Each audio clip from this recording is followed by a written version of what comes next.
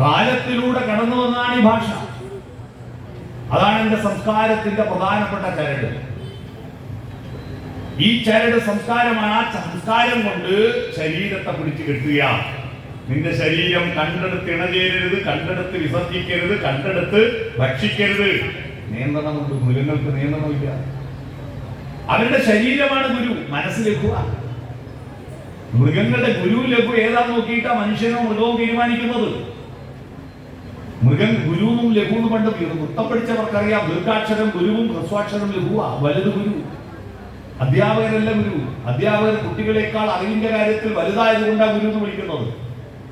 ആക്സിഡന്റിൽ ഗുരുതരമായ പരിക്ക് പറ്റിയെന്ന് വാർത്ത കണ്ടിട്ടില്ലേ? ഗുരുതരമായ പരിക്ക് പറ്റിയെന്ന് പറഞ്ഞാൽ മാഷക്ക് പരിക്ക് പറ്റിയെന്ന അല്ല, വലിയ പരിക്ക് പറ്റിയെന്ന. അപ്പൊ ഗുരു വലുതാ, ലഘു ചെറുതാ. ഭൂമി വലുതാണ്, ആപ്പിള് ചെറുതാണ്. വലിയ ഭൂമി ചെറിയ ആപ്പിളിനെ പിടിച്ചു വലിക്കുന്നു. അപ്പൊ ഭൂമിക്ക് ആപ്പിളിനെ പിടിച്ചു വലിക്കാനുള്ള ബലത്തെ ഐസക് ന്യൂട്ടൻ കണ്ടെത്തിയത് ഗുരുത്വബലമാണ്. ഗുരുത്വബലം. നിങ്ങൾ കുട്ടികളെ കൊണ്ട് പാരിപ്പള്ളി ടൗണിൽ പോയി കുട്ടികൾ റോഡിലേക്ക് ഒഴുകുമ്പോൾ നിങ്ങൾ പിടിച്ചു വലിക്കുമല്ലോ. അപ്പൊ ഗുരുത്വമായി. കുട്ടി അടങ്ങി നിന്നാൽ ഗുരുത്വമായി. അനുസരിച്ചില്ലേ ഗുരുത്വക്കേടാകും. അതാ ഗുരുത്വക്കേട് എന്നുള്ള വാക്കുണ്ടായിരുന്നു. വലുത് ചെറുതിനെ പിടിച്ചു വലിക്കുന്ന ഗുരുത്വം. മൃഗങ്ങളുടെ ശരീരം ഗുരു. അമ്പലപ്പറമ്പിൽ വന്ന ഒരു പശു മുത്രയിക്കാൻ മുട്ടിയ ശരീരം പറയുന്നു ഒഴിക്കണം. ഇപ്പൊ ഒഴിക്കാൻ പറ്റില്ലെന്ന് പറയും. ഒഴിക്കാൻ പറ്റില്ല എന്ന് പറയില്ല. അപ്പൊ ആരും വന്ന് ചോദിക്കും. അവിടെ ചാണകം. പട്ടികൾ റോഡിൽ വെച്ചിടം ചേരും. കാരണം അതിന്റെ ഗുരു ശരീരമാണ്. മനസ്സ് ലഘുവ. മനസ്സ് പിടിച്ചു നിർത്തൂല. നാം മനുഷ്യനെ വെച്ചോ ഇവിടെ വിസർജിക്കോ? ഒരു ആളോട് കാമം തോന്നി അപ്പൊ ഇണചേരുവോ? നിശ്ചയവും കല്യാണവും താലിയും മാലയൊക്കെ കാത്തു നിൽക്കാൻ മനസ്സ് പറയും. ശരീരത്തെ നിയന്ത്രിക്കുന്ന മനസ്സുണ്ടായ മനുഷ്യനായി, മനസ്സിനെ നിയന്ത്രിക്കുന്ന ശരീരമായാൽ മൃഗമായി. ഇത് പക്ഷേ ആമയും മുയലും പന്തയം വെച്ച പോലെയാ. ആമയും മുയലും പന്തയം വെച്ച കഥ നിങ്ങൾ എല്ലാവരും കേട്ടിട്ടുണ്ടാവും. അത് കേൾക്കാത്ത ലോകത്ത് ഒരു കുട്ടിയില്ല. മുയല് കുതിച്ചോടിയപ്പോ തിരിഞ്ഞു നോക്കുമ്പോൾ ആമ വളരെ പുറകെ വരികയാണ്. എന്തിനാ നേരത്തെ പോകുന്നത്? ഒന്ന് വിശ്രമിച്ചു പോകാം. ആമ എത്താൻ ഒരുപാട് സമയമെടുക്കും. മുയല് വിശ്രമിച്ച് ഉറങ്ങിപ്പോയി. ഉറക്ക് തെളിയുമ്പോ ആമ ട്രോഫിയും വാങ്ങി തിരിച്ചു പോകും. കഥ പറഞ്ഞിട്ടും അധ്യാപകർ നമ്മളെ പഠിപ്പിച്ചു തന്നു. പരിശ്രമശാലികൾ വിജയിക്കും, അലസന്മാർ പരാജയപ്പെടും. കഥ തീർന്നു. പക്ഷെ ഈ കഥയൊന്നും മാറ്റിപ്പിടിക്കണ്ട. ഈ മുയലെന്ന് പറയുന്ന മനസ്സും ആമ എന്ന് പറയുന്ന ശരീരമാണ്. നമ്മുടെ ശരീരം ആമയെ പോലെ മെല്ലിയല്ലേ വളരൂ. ഒരു പശു പ്രസവിച്ചാൽ പശുക്കുട്ടി അരമണിക്കൂർ കൊണ്ട് എഴുന്നേറ്റോടും. നിങ്ങൾ ആരെങ്കിലും വെച്ചിട്ട് അരമണിക്കൂർ കൊണ്ട് ഓടിയാ 6 മാസം കഴിഞ്ഞില്ലേ ദോശ മറിച്ചിടാൻ, കമഴ്ന്ന് കിടക്കാൻ, ഒന്ന് കുട്ടി കുമ്പിടാൻ 6 മാസം. LKG അംഗനവാടി പോകുമ്പോ 3 വയസ്സാവും. നമ്മളെ കുട്ടിയോ 3 വയസ്സാവും. നടന്നാൽ പല കുറി വീഴുമ്പോൾ നടക്കാൻ പഠിക്കും, പലവട്ടം കരയുമ്പോൾ ചിരിക്കാൻ പഠിക്കും. എന്നാ പശുക്കുട്ടിയെ നോക്കിയ 3-ാമത്തെ വയസ്സിൽ പ്രസവിച്ചിട്ടൊരമ്മയാണ്. നമ്മളെ കുട്ടിയെ 1-ാം ക്ലാസ്സിൽ ചേർക്കുമ്പോൾ 5 വയസ്സ്. 5-ാമത്തെ വയസ്സിൽ പശു 2ഉം 3ഉം വെച്ചിട്ടുണ്ടാവും. ഇല്ലേ? നമ്മുടെ ശരീരം ആമയെ പോലെ മെല്ലിയെ വളരും. എന്നാ മനസ്സോ ഇന്നത്തെ കുട്ടികളെ ബുദ്ധി കണ്ടിട്ടുണ്ടോ? മൊയിലിനെ പോലെ കുതിച്ചോടുക. എന്തൊക്കെയാ അവര് പഠിക്കുന്നത്? എത്ര മാർക്കാ അവര് വാങ്ങുന്നത്? നമ്മൾ 600-ൽ 360 മാർക്ക് വാങ്ങിയാ പണ്ട് SLCക്ക് ഫസ്റ്റ് ക്ലാസ് ഉണ്ടെന്ന് പറയാ. ഇന്ന് കുട്ടികളോട് ചോദിച്ചാൽ ആർക്ക് വേണം ഈ ഫസ്റ്റ് ക്ലാസ്?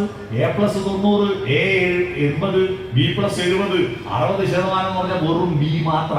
ആരും മൈൻഡില്ല. എന്തൊരു ബുദ്ധിയാണ് കുട്ടികൾക്ക്! എന്തെല്ലാം അവർ പഠിക്കുന്നത്! അവരുടെ മനസ്സ് മുയലിനെ പോലെ കുതിച്ചോടുന്നു. ശരീരം ആമയെ പോലെ വളരുന്നു, മെല്ലെ വളരുന്നു. പക്ഷേ ഒരു നിശ്ചിത പ്രായം എത്തുമ്പോ 2 ആഴ്ച മുമ്പ് മരണപ്പെട്ടു പോയ ജയചന്ദ്രൻ പാടിയ ഒരു സിനിമാ ഗാനത്തിലെ വരി ഓർമ്മയുണ്ടോ? മല്ലികാബാണൻ തന്റെ വില്ലെടുക്കും, മന്ദാരമല കൊണ്ടു ശരം തൊടുക്കും എന്ന് പറഞ്ഞാൽ ഉള്ളിൽ ഹോർമോൺ ഉൽപാദനം തുടങ്ങുമ്പോ കാമവികാരം ഉണരാൻ തുടങ്ങിയാൽ ചെമ്പകപ്പൂ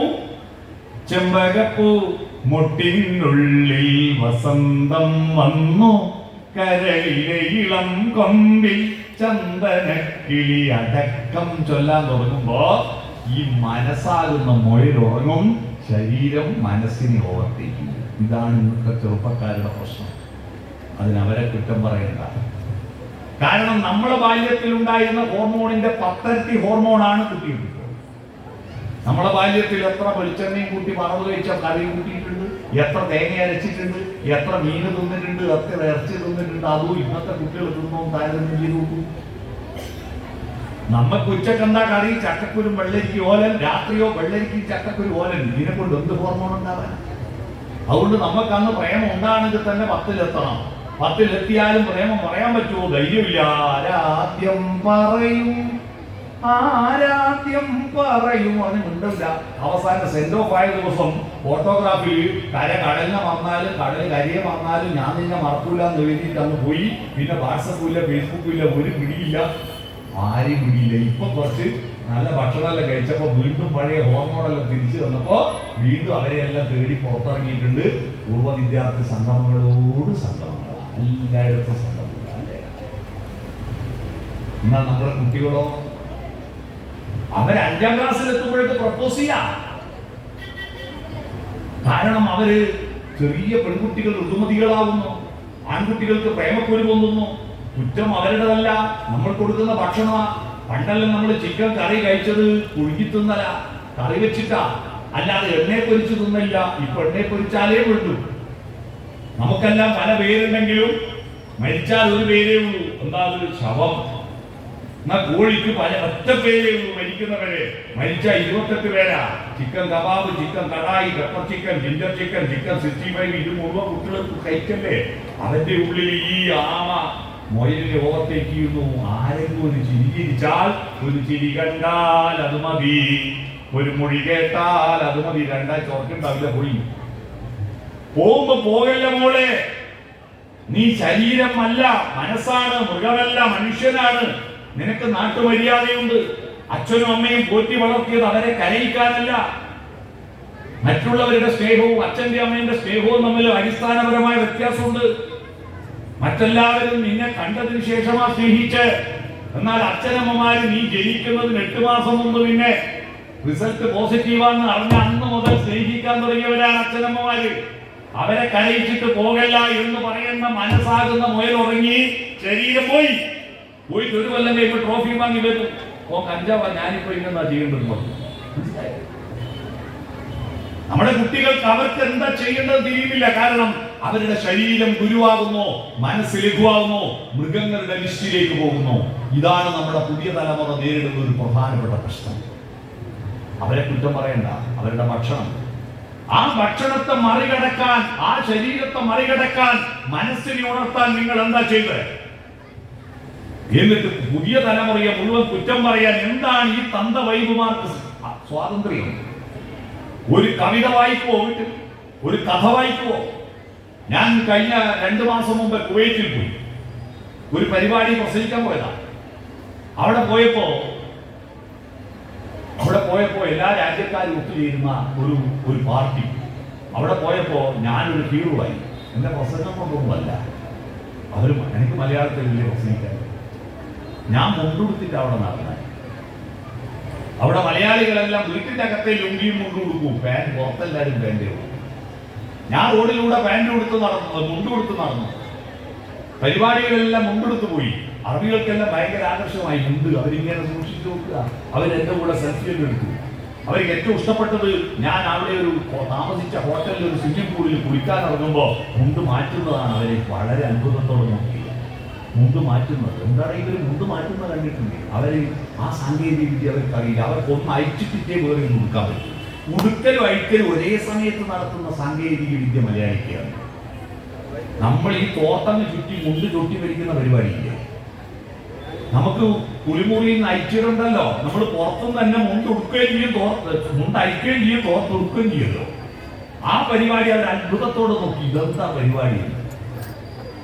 അവിടെ നിന്ന് ഞാൻ മലയാളിയാണ്, കേരളത്തിലാണെന്ന് പറഞ്ഞപ്പോ ഒരു കാനഡക്കാരൻ എന്നെ വന്നിട്ട് കെട്ടിപ്പിടിച്ചിട്ട് പറഞ്ഞു, you are from the land of Kathakali. കഥകളിയുടെ നാട്ടുകാരനല്ലേ? കഥകളിയുടെ ഭക്തനാണ് അയാൾ. എല്ലാ വർഷവും 2-2.5 ലക്ഷം രൂപ ചെലവഴിച്ചിട്ട് അദ്ദേഹം കോട്ടക്കൽ കഥകളി യോഗത്തിന് കഥകളി കാണാൻ മാത്രമായിട്ട് കേരളത്തിൽ. രണ്ടാമത്തെ കാര്യം അദ്ദേഹം പറഞ്ഞത്, വായനയ്ക്ക് വേണ്ടി ഒരു മാസം നീക്കി വെക്കുന്നതല്ലേ നിങ്ങൾ? ഞാൻ പെട്ടെന്ന് ആലോചിച്ചത് എപ്പോഴാണ്. പിന്നെ വന്നു കർക്കിടക മാസം രാമായണ പാരായണം. കർക്കിടക മാസത്തിൽ രാമായണ പാരായണം, വായനയ്ക്ക് വേണ്ടി ഒരു മാസം. രാമായണം വായനറിയില്ല, വായിക്കാൻ വേണ്ടി ഒരു മാസം നീക്കി വെച്ചവരാണ് മലയാളികൾ. നമ്മളെ സത്യം നമുക്കറിയാലോ.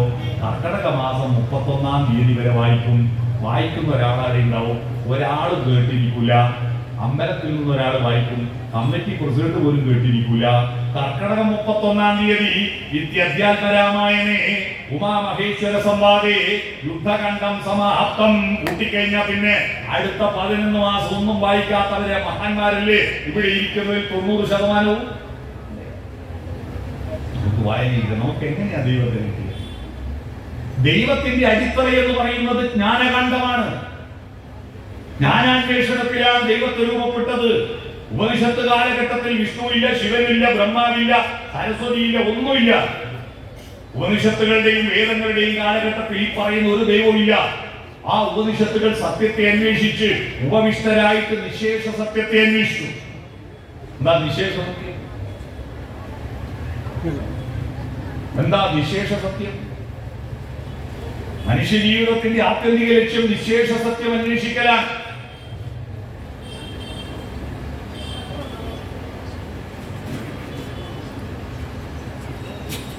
നിശേഷ സത്യം അന്വേഷിക്കുക.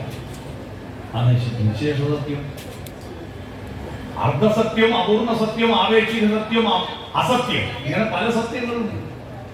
സൂര്യൻ കിഴക്ക് നിന്ന് ഉദിക്കുന്നു, പടിഞ്ഞാറ് അസ്തമിക്കുന്നു, സത്യമല്ലേ? അല്ല, ആപേക്ഷിക സത്യ. ഭൂമി കറങ്ങുന്നോണ്ട് തോന്നുന്ന സൂര്യൻ ഉദിക്കുന്നില്ല, അസ്തമിക്കുന്നില്ല, സൂര്യൻ അവിടെ നിൽക്കുക, അത് വിശേഷ സത്യം. അർദ്ധസത്യങ്ങളും അപൂർണ സത്യങ്ങളും അസത്യങ്ങളും 1,00,000 കൂട്ടിവെച്ചാലും ഒരു കൊച്ചു സത്യത്തിന്റെ അടുത്തെത്തൂല. അറിയോ? എത്തൂല. ഇപ്പൊ ഒരു ഉദാഹരണം പറയാം. ഇവിടെ ഇപ്പോ ആകാശത്ത് 1,00,000 നക്ഷത്രങ്ങളെ കാണുന്നില്ലേ? 1,00,000 നക്ഷത്രത്തെ കാണുന്നു. എന്നിട്ട് നമുക്ക് ലൈറ്റ് കിട്ടാൻ വേണ്ടി ഇവിടെ ബൾബും ട്യൂബും എല്ലാം വെക്കേണ്ടി വന്നില്ലേ? വിളിച്ചോണ്ടോ? എന്നാ പകലോ ഇവിടെ ഇതെല്ലാം കത്തുവോ? ആകാശത്ത് ഒറ്റ നക്ഷത്രത്തെ കാണുന്നുള്ളൂ. ആ പകൽ സമയത്ത് നമുക്ക് ഒരു ബൾബും വേണ്ട, ഇഷ്ടംപോലെ വെളിച്ചം കിട്ടുന്നു. 1,00,000 നക്ഷത്രം ഉണ്ടായിട്ട് വെളിച്ചം കിട്ടുന്നില്ല. എന്തുകൊണ്ടാ? പകലത്തെ നക്ഷത്രത്തോട് നമ്മൾ അടുത്താണ്, സത്യത്തിനടുത്താണ്. ഇപ്പോ സത്യത്തിൽ നിന്ന് അകലെയാണ്. ആകാശത്ത് ഇപ്പൊ കാണുന്ന നക്ഷത്രങ്ങളിൽ നമ്മൾ അകലെയാണ്. ഇതിനെക്കുറിച്ച് വയലാറാമ വളരെ മനോഹരമായ ഒരു പാട്ട് എഴുതിയിട്ടുണ്ട്, കേട്ടിട്ടുണ്ടോ? പ്രപഞ്ചം മുഴുവൻ വെളിച്ചം നൽകാൻ പകലിനൊന്നേ വിളക്കുള്ളൂ, 1,00,000 നക്ഷത്ര ദീപങ്ങൾ കൊളുത്തി സ്വപ്നം കാണുന്നു രാത്രി, വെളിച്ചം സ്വപ്നം കാണുന്നു രാത്രി. അദ്വൈതം ജനിച്ച നാട്ടിൽ, ആദിശങ്കരൻ ജനിച്ച നാട്ടിൽ, 1000 ജാതികൾ, 1000 മതങ്ങൾ, 1000 ദൈവങ്ങൾ എന്ന പാട്ടിലെ വരിയായി. സത്യമൊന്നേ ഉള്ളൂ. ആ സത്യത്തെ അന്വേഷിക്കലാണ് നമ്മുടെ പ്രധാനപ്പെട്ട ദൗത്യം. ഉപവിഷ്ടരായിട്ട് ഈ ലോകത്തിന്റെ പ്രപഞ്ച രഹസ്യങ്ങൾ, സത്യങ്ങൾ, നിസ്സത്തിനെ പറ്റി ചർച്ച ചെയ്തുണ്ടാക്കിയതാണ് ഉപനിഷത്ത്. അതാ ഉപനിഷത്ത്. ആ ഉപനിഷത്തിന്റെ ജ്ഞാനത്തിന്റെ അസ്ഥിവാരം ഉണ്ടാക്കിയപ്പോ വേദങ്ങളുടെ അസ്ഥിവാരം, ഉപനിഷത്തുകളുടെ അസ്ഥിവാരം, വേദാന്തത്തിന്റെ അസ്ഥിവാരം, ആ അസ്ഥിവാരത്തിൽ പടുത്തുയർത്തിയതാണ് നമ്മുടെ ഭക്തി എന്ന് പറയുന്ന ഈ മനോഹരമായ ക്ഷേത്രങ്ങൾ, ദൈവങ്ങൾ. എന്നാൽ ഇപ്പോ നമുക്ക് അസ്ഥിവാരം വേണ്ട, വെറും മണ്ണില്. അസ്ഥിവാരം മണ്ണിന്റെ അടിയിൽ ആര് കാണുന്നു? നമുക്ക് ചുമര് വെച്ചാൽ മതി, നമുക്ക് ശ്രീകോവിൽ മതി, നമുക്ക് മോന്തായം മതി, അതിന് ചെമ്പടിച്ചാ മതി, അതിന് കൊടിമരം മതി, അഗ്രശാല മതി, കിടപ്പഴ മതി, നടപ്പന്തൽ മതി. ഉള്ളിലെന്നും വേണ്ട എന്ന് പറയുന്നവരായി ഇപ്പൊ നമ്മൾ. പുസ്തകം വേണ്ട, ജ്ഞാനം വേണ്ട. ഈ ജ്ഞാനത്തിലേക്ക് ആണിറങ്ങണോ? ആദ്യം പ്രാർത്ഥിച്ചത് എന്താവൻ ഭാരതീയര്?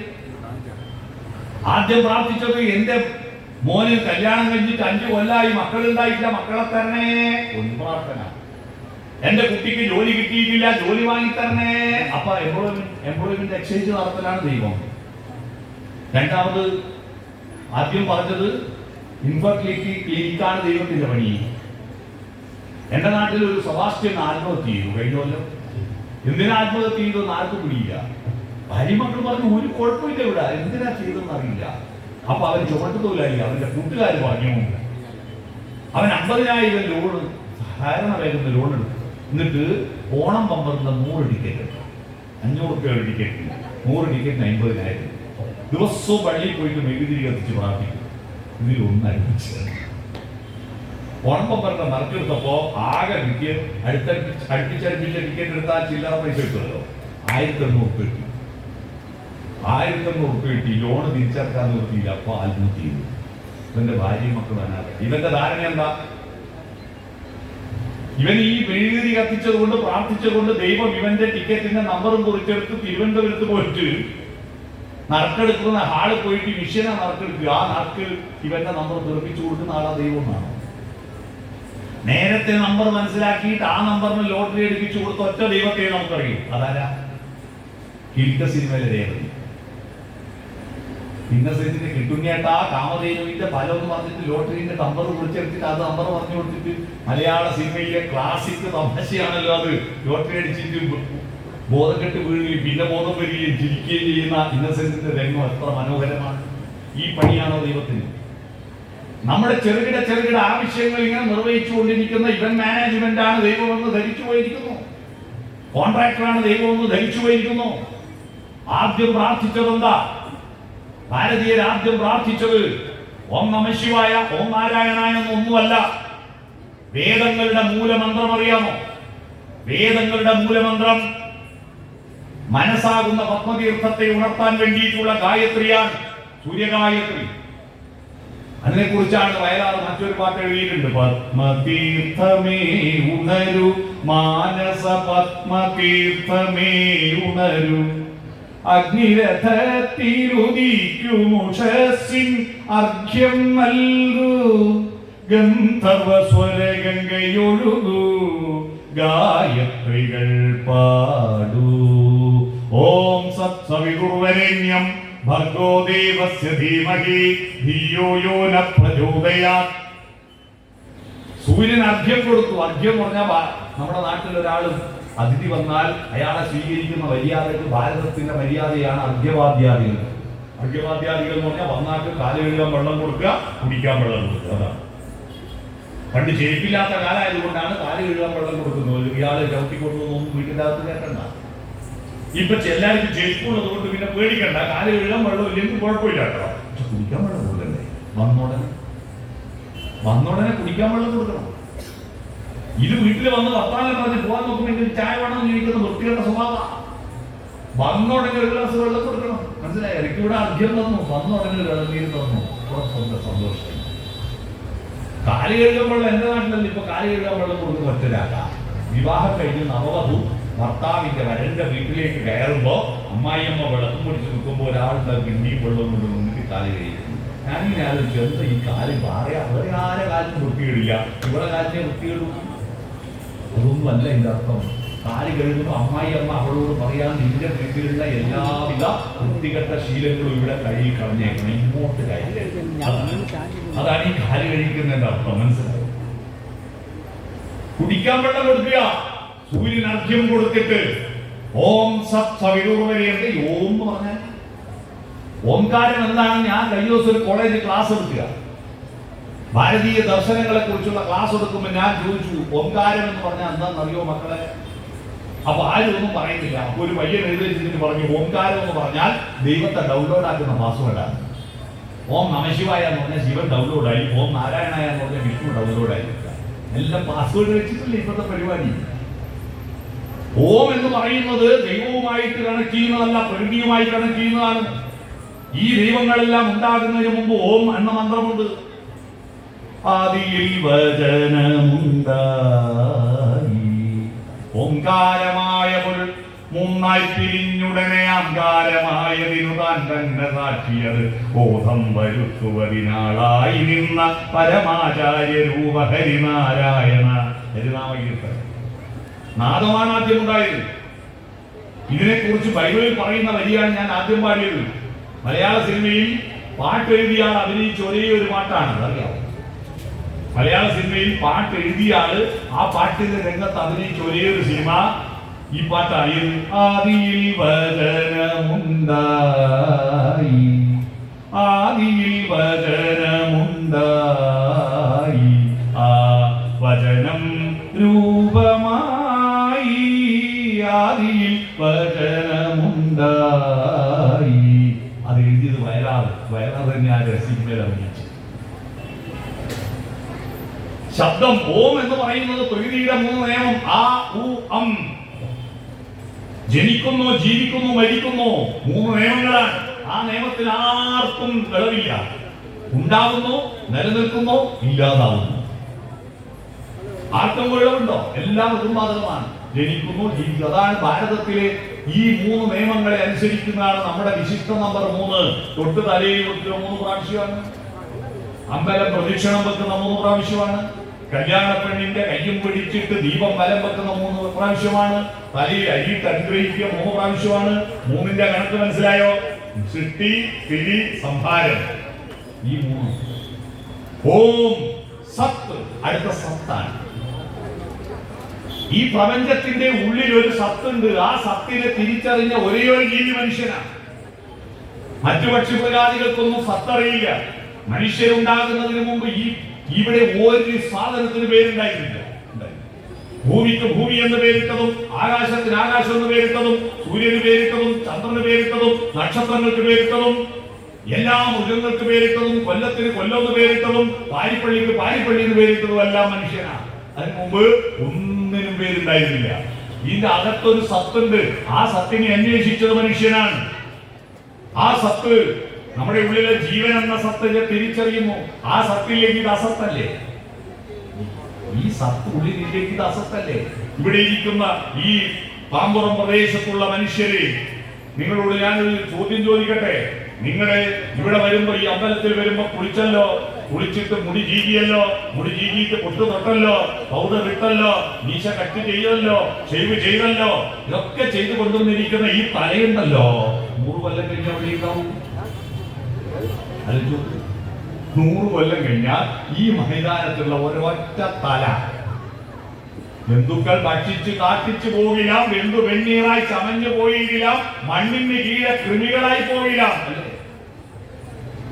പൊട്ടലം തൊട്ട് തിലകം ചാർത്തി ചിരിയുമഴകായി പല നാൾ പോറ്റിയ പുണ്യശിരസേ ഉലകം വെല്ലാനുഴറിയ നീയം വിലപിടിയാതൊരു തലയോടായി മാറൂലേ. ഇത് പഠിക്കുന്ന മനുഷ്യൻ മാത്ര. ആ പഠിക്കുന്ന വിദ്യാലയം ഏതാണെന്ന്, ഇത് പഠിപ്പിക്കുന്ന വിദ്യാലയം ആത്മവിദ്യാലയമേ. ഈ തത്വം അധ്യയനം ചെയ്യുന്ന, ആത്മത്തെ കുറിച്ച് അധ്യയനം ചെയ്യുന്ന വിദ്യാലയം, അതിനാണ് ഈ അധ്യാത്മം എന്ന് പറയുക കേട്ടോ. ഇത് അറിയുന്നതുകൊണ്ടാണ് നിനക്ക് അധ്യാത്മം അറിയാനില്ല, പ്രസവിക്കില്ല എന്ന് പറയും. അവനവനെ പറ്റി അറിയണം. ഈ ചോദ്യമാണ് ഉപനിഷത്തിൽ, ചാന്ദാഗ്രോപനിഷത്തിൽ ഉദ്ദാലകാരുണിയുടെ പുത്രൻ ശ്വേതകേതു ഉന്നത പഠനവും കഴിഞ്ഞ് തിരിച്ചെത്തിയിട്ട് പിതാവിനോട് ചോദിച്ച ചോദ്യമാണിത്. ആ ചോദ്യം, പിതാവേ, ഞാൻ എവിടുന്നാ വന്ന്, ഞാൻ എങ്ങോട്ടാ പോകുന്ന, ഞാൻ ആരാണ്? ഈ ചോദ്യത്തിന് ഉത്തരമായിട്ട് ഉദ്ദാലകാരുണി പറഞ്ഞതെന്താ? പല പർവ്വതങ്ങളിൽ പെയ്ത മഴത്തുള്ളി ഒഴുകി കടലിലെത്തിയാൽ ആ കടലിലെ ഒരു തുള്ളി വെള്ളത്തിന് പറയാൻ കഴിയുമോ താൻ ഏത് പർവ്വതത്തിൽ പെയ്ത മഴത്തുള്ളിയാണെന്ന്? ഹേ ശ്വേതകേതു തത്വമസി, അത് നീയാകുന്നു. നീ അന്വേഷിക്കുന്ന ഈ സത്ത് നീ തന്നെയാകുന്നു. അതാണ് ദർശനം. ഭാരതത്തിന്റെ ദാർശനിക പാരമ്പര്യത. ദർശനമാണ് ആദ്യം ഉണ്ടായത്, ദൈവം പിന്നീടാണ് ഉണ്ടായത്. ദൈവത്തിന്റെ അടിത്തറ ദർശനമാണ്. ശബരിമലയിൽ പോകുമ്പോ ഉച്ചീരുമൂടി കെട്ടുമായി വരുന്നു ഞാൻ, അച്ഛൻ കോവിലയ്യപ്പ രക്ഷയേകു, സത്യമാം 18 തൃപ്പടിയേറുമ്പോൾ ദർശനം നൽകണേ തമ്പൂരാനേ എന്ന് പാടുന്നില്ലേ? എന്ത് ദർശന? യോഗപട്ടാസനസ്ഥനായിരിക്കുന്ന ധർമ്മശാസ്താവിന്റെ വിഗ്രഹം എന്റെ കണ്ണുകൾ കൊണ്ട് കാണാൻ കഴിയണമേ എന്നാണോ പ്രാർത്ഥിച്ചത്? അല്ല, അവിടെ ഒരു ദർശനമുണ്ട്. ജയചന്ദ്രൻ പാടിയ പാട്ട് വീണ്ടും വരിക. ശബരിമല എന്ന് കേൾക്കുമ്പോ ജയചന്ദ്രന്റെ ആ പാട്ടാണ് സ്വാമി അയ്യപ്പനെ ഇത്രയും പ്രശസ്തനാക്കിയത്. സ്വാമി ശരണം ശരണമെന്തയ്യപ്പ, സ്വാമിയല്ലാതൊരു ശരണമില്ലയ്യപ്പ, ഹരിഹര സുതനെ ശരണം പൊന്നയ്യപ്പ, അവിടുന്നല്ലാതൊരു ശരണമില്ലയ്യപ്പ. അടുത്ത അനുപല്ലവി എന്താ? ഭഗവാനും ഒരുമിച്ചു പമ്പയിൽ വിരിവച്ചു ഭജന സങ്കീർത്തനങ്ങൾ പാടി, സദ്യയുണ്ട് പമ്പ വിളക്കു കണ്ടു മടങ്ങി, 18-ാം പടി കയറി ഭഗവാനെ തൊഴുന്നതിന് മുമ്പ് ആ ദർശനം ആദ്യം കാണുക. വിഗ്രഹത്തിന്റെ മേലെ അതുക്കും മേലെ തത്വമസി ദർശനം. അത് നീ തന്നെയാ, നിന്റെ ഉള്ളിലെ ജീവൻ. ആ ജീവൻ എന്ന് പോയാൽ പിന്നെ തീർന്നത് അസത്ത. അമ്പലത്തിൽ പോവാൻ വേണ്ടി കുളിച്ചൊരുങ്ങി നിന്നുമ്പോഴാ ആള് കാലിയായി പോയി, ജീവൻ പോയി. ഏതായാലും ഒരുങ്ങിയതല്ലേ, അവസാനത്തെ ആഗ്രഹമല്ലേ, ഒന്നാളെ കൊണ്ട് ഇരുത്താന്ന് വിചാരിച്ച ഇങ്ങോട്ട് കൊണ്ടേ കയറ്റുമോ? കാരണം ഈ സത്തങ്ങ് പോയ അസത്ത. കരയിലെ മുടിയെ കുറിച്ച് തിക്കുറിശി സുകുമാരൻ നായർ എഴുതിയ പാട്ടറിയാവോ? തിക്കുറിശി നല്ല നടനുമാണ്, നല്ല പാട്ട് എഴുതും. അദ്ദേഹം എഴുതിയ പാട്ടുണ്ട്. ഭാര്യയുടെ മുടിയെ വർണ്ണിച്ചുകൊണ്ട് കാർക്കൂന്തൽ കെട്ടിനെന്തിനു വാസന തൈലം, നിന്റെ വാർന്നെത്തിക്കടത്തിനെന്തിനു സിന്ദൂരത്തിലകം. ഭാര്യയുടെ മുടിയോട് കുറിച്ച് ഭർത്താവ് പറയാ, നിന്റെ ഹെയറോയിലൊന്നും ഇല്ലെങ്കിലും നല്ല സുഖത്തോട്ട് മുടി. നിങ്ങൾക്ക് പിന്നെ ഉണ്ടാവുന്നുണ്ട് മുടി നല്ല സ്റ്റൈലിലെന്ന് പറഞ്ഞാൽ അത് ഭയങ്കര സന്തോഷമാണ്. ഭർത്താവിന് സ്പെഷ്യൽ ഭക്ഷണം ഉണ്ടായിക്കൊടുക്കും. ആ ഭക്ഷണം ടേസ്റ്റോടെ വാരി തിന്നുമ്പോൾ നേരത്തെ വർണ്ണിച്ചൊരു സാധനമായിട്ട് വിരിയുന്നു ഈ മുടി. അതെടുത്തിട്ട് കാർക്കൂന്തൽ കെട്ടിനെന്തിനെന്ന് പറയുന്നു. ഈ സത്തിൽ നിന്ന് വേർപെട്ടാൽ ഇത് അസത്താണെന്നേ. നഖം പുന്നാരിച്ച് വളർത്തിയ നഖം ഉണ്ടല്ലോ, നെയിൽ പോളിഷിട്ട് മിനിക്ക് നഖം മുറിച്ചു മാറ്റി കഴിഞ്ഞാൽ ആരെങ്കിലും അത് സൂക്ഷിച്ചു വെച്ചിട്ടുണ്ടോ? അത് അസത്താണെന്നേ. വായക്കുള്ളിൽ ഉള്ള ഉമിനീരുണ്ടല്ലോ, അത് ഭക്ഷണത്തിന്റെ കൂട്ടത്തിൽ ചവച്ചരച്ച് വയറ്റിലേക്ക് വിഴുങ്ങുന്ന വിശുദ്ധ ജലമാണ്. എന്നാൽ അത് വായക്ക് പുറത്തു വന്നാൽ അത് അസത്താണെന്നേ, തുപ്പലാണത്. ഈ സത്താണ് പ്രധാനം. ഈ സത്തങ്ങ് പോയാൽ തീർന്നു. ഈ കാര്യം മലയാളിയേക്കാൾ നന്നായിട്ട് അറിയാം തമിഴന്മാർ. അവർക്ക് ആ ദർശനം അറിയാം. അതുകൊണ്ടാണ് അവർ മരിച്ചു പോയാൽ അവർ പറയുന്ന അയ്യോ സത്ത് പോയാച്ച്. മരിച്ചുപോയാൽ തമിഴന്മാർ പറയും സത്ത് പോയാച്ച്. നമ്മളത് ചത്തുപോയി നാക്കിയതാ പറ്റിയ. സത്തുപോയി എന്നതാ കറക്റ്റ്. ആ ഈ പ്രപഞ്ചത്തിൽ എന്നിലും നിന്നിലും എല്ലാത്തിലും കുടികൊള്ളുന്ന ഒരു സത്തുണ്ടല്ലോ, ആ സത്തിനെ കണ്ടെത്തലാണ് പ്രാർത്ഥനാ ഭക്തി എന്ന് പറയുന്നത്. അതാ ഓം സത് സവിതുർവരേണ്യം ഭർഗോ ദേവസ്യ ധീമഹി ധിയോ യോ ന പ്രചോദയാത്. എന്തായി മന്ത്രത്തിന്റെ അവസാനത്തെ വരി? ധീ, ബുദ്ധി. ബുദ്ധിയെ പ്രചോദിപ്പിക്കുന്ന ഹേ പ്രകാശമേ വന്നാലും. അതാണ് ആദ്യം പ്രാർത്ഥിച്ചത്. രാമൻ പ്രാർത്ഥിച്ച ദൈവമാണത് സൂര്യൻ. സാക്ഷാൽ ശ്രീരാമനെ നമ്മളെല്ലാം ജപിക്കും. പക്ഷെ രാമൻ പ്രാർത്ഥിച്ച ദൈവം അറിയാമോ? മൂന്നാളിയാ രാമൻ പ്രാർത്ഥിച്ചത്, വിഷ്ണുവിനെയും ശിവനെയും അല്ല. വനയാത്രക്ക് പോകുമ്പോൾ ശൃംഗവേരം എന്ന രാജ്യത്തേക്ക് 2 രാജ്യത്തേക്ക് കടക്കുമ്പോ ഗംഗ കടക്കണം. ആ ഗംഗ കടക്കുമ്പോ ഗംഗയെ പ്രാർത്ഥിച്ചു. ഗംഗേ യമുനേ ജൈവ ഗോദാവരി സരസ്വതി. നമ്മളും തലയിൽ വെള്ളം ഒഴിക്കുന്നതിന് മുമ്പ് പ്രാർത്ഥിക്കാൻ ഗംഗ നദിയാണ്. നമ്മുടെ ക്ഷേത്രങ്ങളിൽ പോകുന്നതിനെ ആരെങ്കിലും ക്ഷേത്രാടനം എന്ന് പറയുന്നുണ്ടോ? ക്ഷേത്രങ്ങളിൽ പോകുന്നതിന് തീർത്ഥാടനം എന്നാ പറയാ. പുഴയാണ് നമ്മുടെ പ്രധാനത്തെ ദൈവം, പുഴയാണ്. പുഴയിലൂടെയാണ് ഗംഗയാറുപിറക്കുന്നു ഹിമവൻ മലയിൽ, പമ്പയാറുപിറക്കുന്നു ശബരിമലയിൽ. പുഴയാണ്. പിന്നെ പ്രാർത്ഥിച്ചത് കടലിനെയാണ്. ലങ്കയിലേക്ക് സീതാന്വേഷണത്തിനായിട്ട് പോകുമ്പോ പാലം കെട്ടണം. പാലം കെട്ടുന്നതിന് മുമ്പ് വരുണദേവനെ പ്രാർത്ഥിച്ചു, കടലിനെ പ്രാർത്ഥിച്ചു. അങ്ങനെ രാമൻ പ്രാർത്ഥിച്ച സ്ഥലമാണ് രാമേശ്വരം. മനസ്സിലായോ? മൂന്നാമത് പ്രാർത്ഥിച്ചത് ആരെയാ? രാമരാവണ യുദ്ധം കൊടുമ്പിരിക്കൊണ്ടിരിക്കുമ്പോ ബ്രഹ്മാവിന്റെ വരദാന ശക്തി കൊണ്ട് രാവണനെ കൊല്ലാൻ പറ്റുന്നില്ല. അമ്പെയ്ത് തളർന്നു നിൽക്കുന്ന രാമന്റെ മുന്നിൽ അഗസ്ത്യമുനി പ്രത്യക്ഷപ്പെട്ടിട്ട് പറയാ, രാമ നീ പ്രാർത്ഥിക്കുക. ആരെ? ആദിത്യനെ. രാവണവധം എന്ന അധ്യായത്തിന് തൊട്ട് മുമ്പ് ഒരു അധ്യായമുണ്ട്, അഗസ്ത്യാഗമനവും ആദിത്യസ്തുതിയും. എന്താ പ്രാർത്ഥന? സന്താപനാശകരായ നമോ നമ, അന്ധകാരാന്ധകായതേ നമോ നമ, ചിന്താമണി ചിദാനന്ദായതേ നമ, നീഹാരനാശകരായ നമോ നമ, ശാന്തായ രൗദ്രായ സൗമ്യായ ഘോരായ കാന്തിമതാം കാന്തി രൂപായതേ നമ, താവര ജംഗമാചാര്യായതേ നമ, ലോകായ വിശ്വൈക സാക്ഷണതേ നമ, ഇത്തമാദിത്യ ഹൃദയം ജപിച്ചു നീ ശത്രുക്ഷയം വരുത്തിയിടുക സത്വരം. ആ സൂര്യനെ പ്രാർത്ഥിക്കുക. നമുക്കിപ്പോ ആ സൂര്യനെ വേണോ? രാവിലെ നിങ്ങൾ ആരെയാ പ്രാർത്ഥിക്കുന്നത്?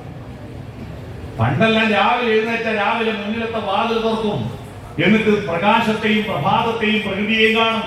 പ്രഭാതവും നമ്മുടെ പ്രാർത്ഥനയും ദൈവവും വലിയ ബന്ധമില്ലേ? രാമനെ ഉണർത്തുന്നത് തന്നെ എം.എസ്. സുബ്ബലക്ഷ്മിയുടെ ശബ്ദത്തിൽ കേൾക്കാത്ത ആരുമുണ്ടോ ഇവിടെ?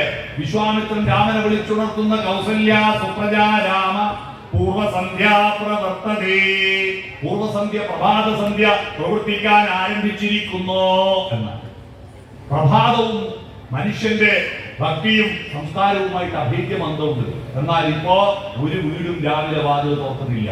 കുടിയും തേവാരവും കഴിഞ്ഞിട്ട് പോവാൻ നോക്കുമ്പോ വാതിൽ തുറക്കൂ, അപ്പൊ തന്നെ കപ്പേ നടക്കും. അടച്ചുപൂട്ടുന്ന വീടുകൾ സംസ്കാരം ഉണ്ടാവുമെന്ന്, കുട്ടികൾ നന്നാവുമെന്ന് നിങ്ങളോട് ആരാ പറഞ്ഞത്? നമ്മുടെ കുട്ടികൾ കണി കാണുന്നുണ്ടാ?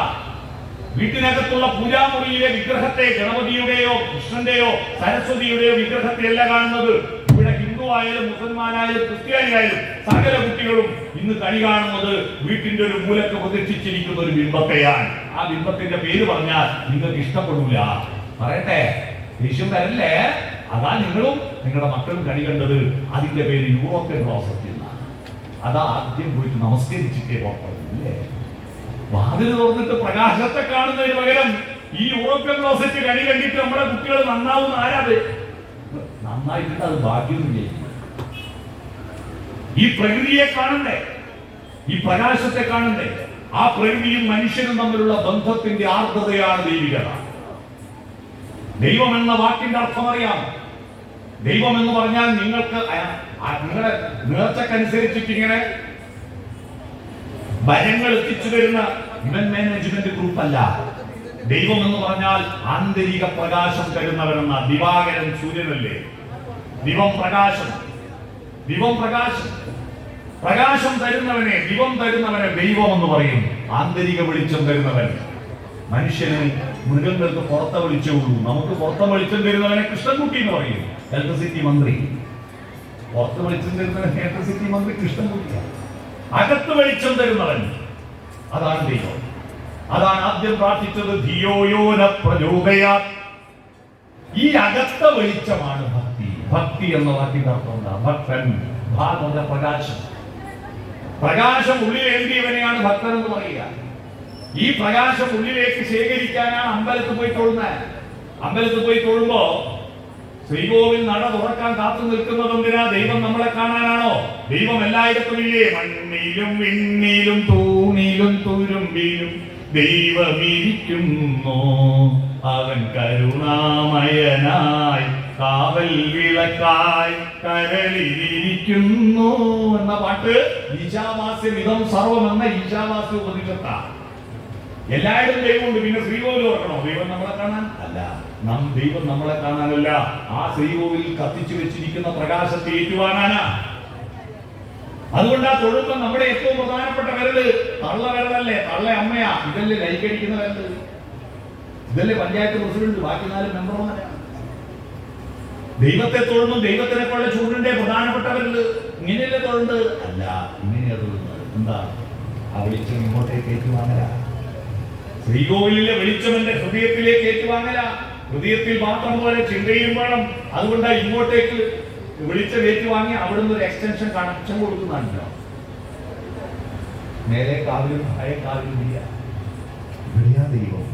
ചിന്തയാം മണി മന്ദിരത്തിൽ വിളങ്ങും ഈശ്വര വാഴ്ത്തുന്നു.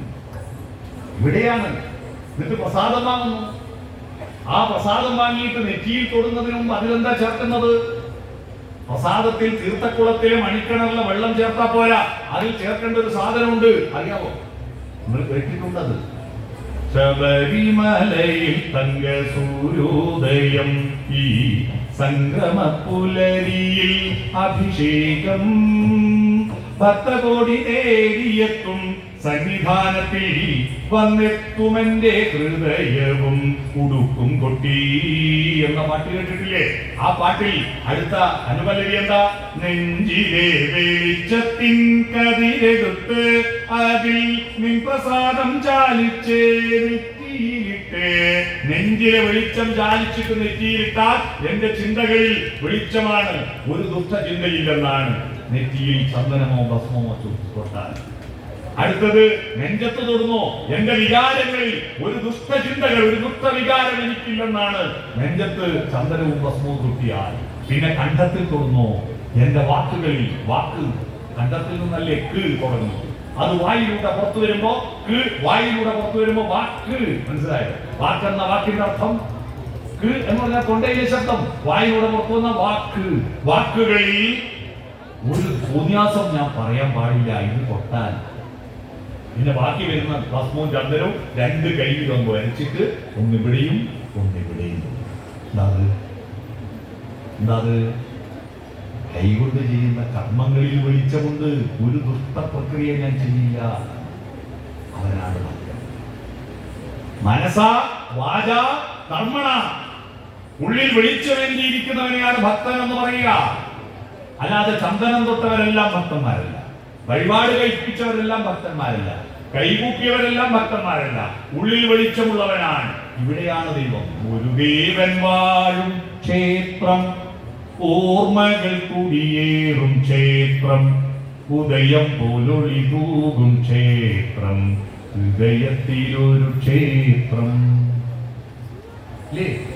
അവിടെ ഉത്സവം നടത്തണം. ഇവിടുത്തെ ബാഹ്യമായ ഉത്സവത്തിന് പുറമെ അവിടെ ഒരു ഉത്സവമുണ്ട്. ആനകളില്ലാതെ അമ്പാരിയില്ലാതെ ആറാട്ടു നടത്താറുണ്ടിവിടെ, സ്വപ്നങ്ങളാഘോഷം നടത്താറുണ്ടിവിടെ, മോഹങ്ങളും മോഹഭംഗങ്ങളും ചേർന്ന് കഥകളിയാടാറുണ്ടിവിടെ, ചിന്തകൾ മുഴുക്കാപ്പു ചാത്താറുണ്ടിവിടെ, ഉറജപമില്ലാത്ത നടപ്പന്തലില്ലാത്ത പഴയ ഗുഹാക്ഷേത്രം, മാനവ ഹൃദയം ദേവാലയം. ഉത്സവത്തിൽ വരുന്നത് ഈ ദേവാലയം ശുദ്ധീകരിക്കാനാണ്.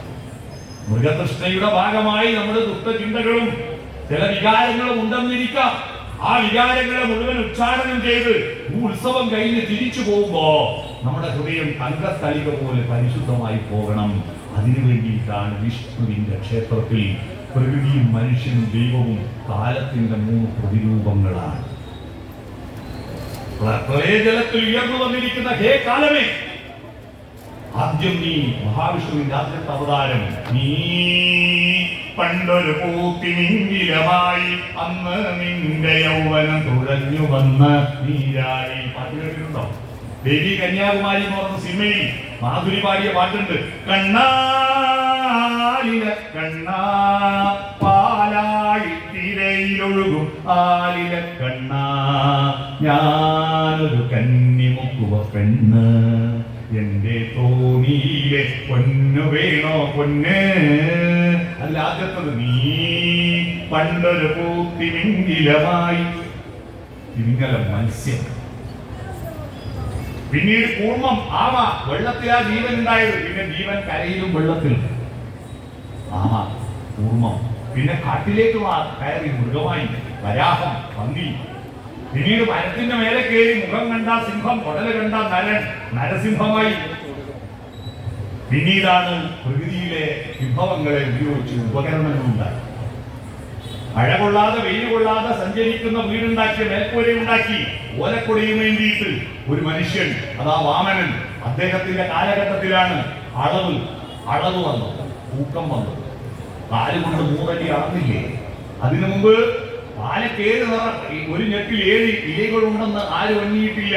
അതിനു മുമ്പ് ആകാശത്തെ മഴവില്ലിന് violet, indigo, blue, green, yellow, orange, red. മനുഷ്യൻ വന്നതിന് ശേഷമാണ് വിബ്ജിയോർ എണ്ണിയത്. 7 നിറങ്ങൾ എണ്ണിയത് വാമനൻ വന്നു. അതിനുശേഷമാണ് ആയുധം കല്ലിന് പകരം മണ്ണ് കുഴിച്ചിട്ട് അതിന്റെ അടിയിൽ നിന്ന് ഇരുമ്പയിൽ മുക്കിയെടുത്ത് മൂശയിൽ ഉരുക്കി ഒഴിച്ചിട്ട് അതിനെ കൊണ്ടൊരു പത്തി ഉണ്ടാക്കി അതിനൊരു മരത്തിന്റെ തള്ളയിട്ടിട്ട് ചുമല് വെച്ചിട്ട് ഒരാൾ വന്നു, പരശുരാമൻ. ശിലായുഗത്തിൽ നിന്ന് ലോഹയുഗത്തിലേക്കുള്ള മാറ്റമാണ് പരശുരാമൻ. ആ മാധുരിയുടെ പാട്ടിൽ അടുത്ത വരി, നീ പണ്ടൊരു മുനി കുമാരനായി അന്ന് നിന്റെ വെൺമഴു പറന്നു വീണ നീരാഴി. ഞാൻ എനിക്ക് കുടിയിൽ വെക്കാൻ മണ്ണ് കിട്ടി എന്ന് പറയുന്നില്ല. കേരളം ഭൂമി തന്നതിന്റെ കഥയാണ് ആ പാട്ടിൽ പറയുന്നത്. പരശുരാമൻ കഴിഞ്ഞിട്ടാണ് ധാർമ്മികത ആരംഭിക്കുന്നത്. മനുഷ്യന് ധർമ്മം, സ്നേഹം, സത്യം തുടങ്ങിയ വികാരങ്ങൾ വരുന്നത് ആ കാലഘട്ടമാണ് ശ്രീരാമന്റെ രാമായണ കാലഘട്ടം. അതുവരെ സ്ത്രീ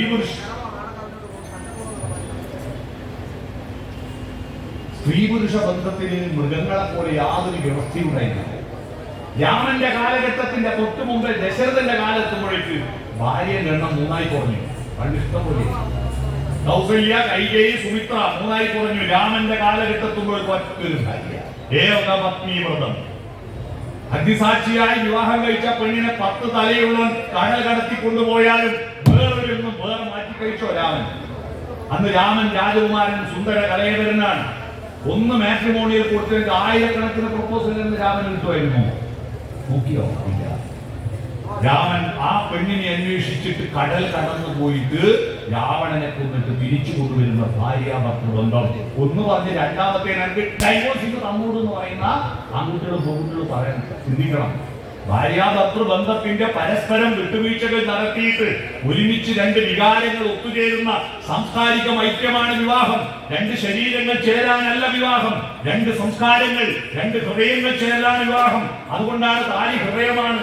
ഭർത്താവിന്റെ ഹൃദയം ഭാര്യയുടെ ഹൃദയത്തോട് ചേർത്ത് വെക്കലാണ്. താലികെട്ട് ഹൃദയം പറിച്ച് ചേർത്താല് താലി എത്തുമല്ലോ. അതിന് ഹൃദയത്തിന് പകരം പൊന്നുകൊണ്ട് ഹൃദയമുണ്ടാക്കി ഭാര്യയുടെ ഹൃദയത്തോട് ചേർത്ത് വെക്കലാ. ഇവിടെ പെണ്ണിക്കോളോട്ടോ ഒട്ടിക്കാൻ പറ്റാത്തത് കൊണ്ടാ നൂലുമ്പ കെട്ടി കഴുത്ത് കെട്ടുന്ന. ഇതർത്ഥം അറിയാത്ത പലരും വലിയ മാലയമേൽ താലി കോർക്കും. മിക്ക ഭർത്താക്കന്മാരുടെയും ഹൃദയം ഭാര്യയുടെ ഹൃദയത്തിന്റെ മേലെയല്ല, ഉദരത്തിന്റെ മേലെയാണ്. വീട്ടിൽ പോയി കണ്ണാടി നോക്കും. താലി നിൽക്കേണ്ട ഹൃദയം എവിടെയാണ്? അവിടെയാണ്. വൈകാരികമായ ഐക്യമാണ്. അതാണ് രാമനും സീതയും തമ്മിലുള്ള ബന്ധം. അതിൽ ഭാര്യാഭർത്തൃ ബന്ധം മാത്രമല്ല, അച്ഛനും മകനും തമ്മിലുള്ള ബന്ധവും തമ്മിലുള്ള. ദശരഥൻ രാമനെ അഭിഷേകം നടത്താൻ തലേ ദിവസം നിശ്ചയിച്ചു, നാളെ അഭിഷേകം നടത്തിക്കോ. രാമൻ കുരുത്തോലിയെല്ലാം തൂക്കി വാൻസെറ്റിൽ ഏൽപ്പിച്ചു പോയി കിടന്നുറങ്ങിയതാ. രാത്രിക്ക് രാത്രി കൈകേയി പറ്റിച്ചു. പണ്ട് യുദ്ധത്തിന് പോകുമ്പോ കൈകേയിനെ കൊണ്ടുപോയി രഥത്തിന്റെ ചക്രത്തിന്റെ ആണി ഊരിപ്പോയപ്പോ കൈകേയി അവിടെ വിരൽ വെച്ച് രക്ഷപ്പെടുത്തിയോണ്ട് 2 വരം ചോദിച്ചോന്ന് പറഞ്ഞു. കൈകേയി പറഞ്ഞു, തൽക്കാലം എനിക്ക് ആവശ്യമില്ലാതെ അക്കൗണ്ടിലിട്ട് ഞാൻ പിന്നെ ആവശ്യമുള്ളപ്പോ വിഡ്രോ ചെയ്തോളാം. രാമന് രാജാവാക്കി അഭിഷേകം നടക്കുന്ന വിവരം അറിഞ്ഞിട്ട് കൈകേയി എന്ത് ചെയ്തു? പണ്ടത്തെ അക്കൗണ്ട് വിഡ്രോ ചെയ്യാൻ ബോധം കുറിപ്പിച്ചു കൊടുത്തു. പലിശയ്ക്ക് പലിശയും കൂട്ടുപലിശയും എല്ലാം കൂട്ടിയിട്ടാ. ഭരതനെ രാജാവാക്കണം, രാമനെ കാട്ടിലയക്കണം. ഇതായിരുന്നു 2 ആവശ്യം. ഇതാണ് ഭാര്യയ്ക്ക് എന്തോ കൊടുക്കണമെന്ന് വിചാരിച്ചാൽ പിന്നേക്ക് വെക്കാൻ പാടില്ല, അന്നേരം കൊടുത്ത് സബൂറാക്കണം എന്ന് പറയുന്നത്. മനസ്സിലായോ? അങ്ങനെ അഭിഷേകം മുടങ്ങി. ഈ ചോദ്യം കേട്ട് ദശരഥൻ ബോധം കെട്ട് വീണിട്ട് ദശരഥൻ അവസാനം ബോധം വന്നപ്പോ രാമന്റെ കൊട്ടാരത്തിലേക്ക് എടുത്തുകൊണ്ടുപോകാൻ പറഞ്ഞു. അവിടെ എത്തിയിട്ട് രാമനോട് പറഞ്ഞു, രാമ സത്യം പാലിക്കണം. ദശരഥൻ സത്യവ്രതനല്ലെന്ന് ഒരു പേരെനിക്ക് ദുഷ്പേരെനിക്കുണ്ടാവരുത്. അതുകൊണ്ട് ഞാൻ കൈകേയിയോട് പറഞ്ഞ വാക്ക് എനിക്ക് പാലിക്കാതെ നോക്കിയില്ല. പക്ഷെ നിനക്കൊരു കാര്യം ചെയ്യാം, ക്ഷത്രിയന്മാർക്ക് ആയുധബലം പ്രധാനമാണ്. നീ എന്നെ പിടിച്ച് കാരാഗൃഹത്തിൽ ഇട്ടിട്ട് നീ അഭിഷേകം നടത്തും. എനിക്ക് പറയാമല്ലോ, ഞാൻ സത്യം ചെയ്തു പാലിക്കാൻ ബാധ്യതയാണ്. പക്ഷെ എന്നെ പിടിച്ച് കാരാഗൃഹത്തിൽ ഇട്ട് ഞാൻ എന്ത് ചെയ്യാനാണ് എന്ന് പറയാലോ. അപ്പൊ രാമൻ പറഞ്ഞു, അച്ഛാ 3 തരം മക്കളുണ്ടെന്ന് അച്ഛൻ അറിയാവോ? ഒന്ന്, പാതകാര്യമനാജ്ഞപ്തമാകിലും മോദേന ചെയ്യുന്ന പുരുഷനുത്തമൻ. അച്ഛൻ പറയാതെ, അനാജ്ഞപ്തം ആജ്ഞാപിക്കാതെ അച്ഛന്റെ മനസ്സറിഞ്ഞിട്ട് ആ കാര്യം നിർവഹിക്കുന്ന മകൻ ഉത്തമപുത്രനാണ്.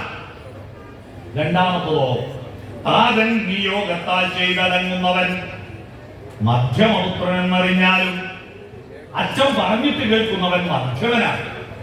മൂന്നാമത്തതോ താതൻ നിയോഗിക്കലും ഇക്കാര്യം എന്നാലെ കർത്തവ്യമല്ലെന്ന് വെച്ചടങ്ങുന്നവൻ അച്ഛൻ പറഞ്ഞിട്ടും എനിക്കിത് ചെയ്യാൻ പറ്റില്ലെന്ന് അനുസരിക്കാത്തവൻ ആരായിരിക്കും? പറയാതെ ചെയ്യുന്നവൻ ഉത്തമൻ, പറഞ്ഞിട്ട് ചെയ്യുന്നവൻ മധ്യമൻ, പറഞ്ഞിട്ടും ചെയ്യാത്തവനോ ആരായിരിക്കും? അധമനെന്നല്ല നിങ്ങളുടെ മനസ്സിൽ വരുന്നത്. അധമനൻ അല്ല. രാമായണം പറയുന്നത് അധമനെന്നല്ല, പിത്രോന്മലമെന്ന് ചൊല്ലുന്നു സത്തുക്കൾ. പിതാവിന്റെ മകനല്ല, മലമാണത് എന്നാണ് രാമായണം പറയുന്നത്. നമ്മുടെ വീട്ടിലല്ല എത്ര മലമുണ്ടെന്ന് നിങ്ങളൊന്ന് പരിശോധിച്ചു. അച്ഛനും മകനും തമ്മിലുള്ള ബന്ധത്തിന്റെ ഐക്യമതാണ്.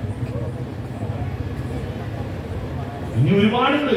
ഓരോന്ന് അമ്മയും മകനും തമ്മിലുള്ള ബന്ധം, ലക്ഷ്മണനും സുമിത്രയും തമ്മിലുള്ള ബന്ധമാണ് ഉത്തമ ശ്ലോകം രാമായണത്തിൽ. പിന്നെയുണ്ട് ജ്യേഷ്ഠത്തെയും അനുജനും തമ്മിലുള്ള ബന്ധം, ലക്ഷ്മണനും സീതയും തമ്മിലുള്ള ബന്ധം. പിന്നെയുണ്ട് ജ്യേഷ്ഠനും അനുജന്റെ ഭാര്യയും തമ്മിലുള്ള ബന്ധം, വൈകാരികമായ ബന്ധമാണ്. ഗംഗയിൽ നിന്ന് തിരിച്ചു വന്ന രാമൻ ഉർമിളയുടെ അന്തഃപുരത്തിൽ ആരും കാണാതെ ഒറ്റക്ക് പോയിട്ട് കരയുന്ന രാഗമുണ്ട്. ശ്രീകണ്ഠൻ നായരുടെ നാടകത്രയമില്ല, കണ്ടിട്ട് കരഞ്ഞു പോകും. പ്രിയപ്പെട്ട അനിയത്തി ഉർമിളെ, എന്റെ കൂടെ സീതയുണ്ട്, നിന്റെ കൂടെ രാമനില്ല, ലക്ഷ്മണനില്ല. ലക്ഷ്മണനെ കാണാതെ 14 വർഷം സംവത്സരം ലക്ഷ്മണൻ ഉണ്ടോ, ഉറങ്ങിയോ, കാട്ടുതീയിൽപ്പെട്ട് വന്നുപോയോ, പാമ്പ് ദംശിച്ച് മരിച്ചുപോയോ, മൃഗങ്ങൾ ഭക്ഷിച്ചു കളഞ്ഞോ എന്നറിയാതെ 14 വർഷം ഭർത്താവിന്റെ മാതാക്കളെ ശുശ്രൂഷിച്ചുകൊണ്ട് നിൽക്കുന്ന നിന്റെ ജീവിതത്തിന്റെ മഹാത്യാഗമാണ് മോളെ, എന്റെ ജീവിതത്തിന്റെ വിജയം എന്ന് പറയുന്നത് കരയുന്ന രാമനെ നിങ്ങൾ കണ്ടോ? ഈ ബന്ധങ്ങളാണ് ആർദ്രത. അപ്പോ ശ്രീരാമന്റെ കാലഘട്ടം ധർമ്മത്തിന്റെ കാലഘട്ടം. അത് കഴിഞ്ഞിട്ട് കൃഷ്ണന്റെ കാലഘട്ടം സൗന്ദര്യബോധത്തിന്റെ, നൃത്തത്തിന്റെ, സംഗീതത്തിന്റെ, ആർദ്രതയുടെ, പുഷ്പങ്ങളുടെ, പരിസ്ഥിതി സ്നേഹത്തിന്റെ, പരിസ്ഥിതിയുടെ ശാസ്ത്രീയ വീക്ഷണത്തിന്റെ കാലഘട്ടം. അത് ശ്രീകൃഷ്ണന്റെ കാലഘട്ടം. അതെങ്ങനെ പ്രകൃതിയിൽ നിന്ന് മനുഷ്യന്റെ വളർച്ചയുടെ കാലഘട്ടമാണ് ദശാവതാര കഥകളും.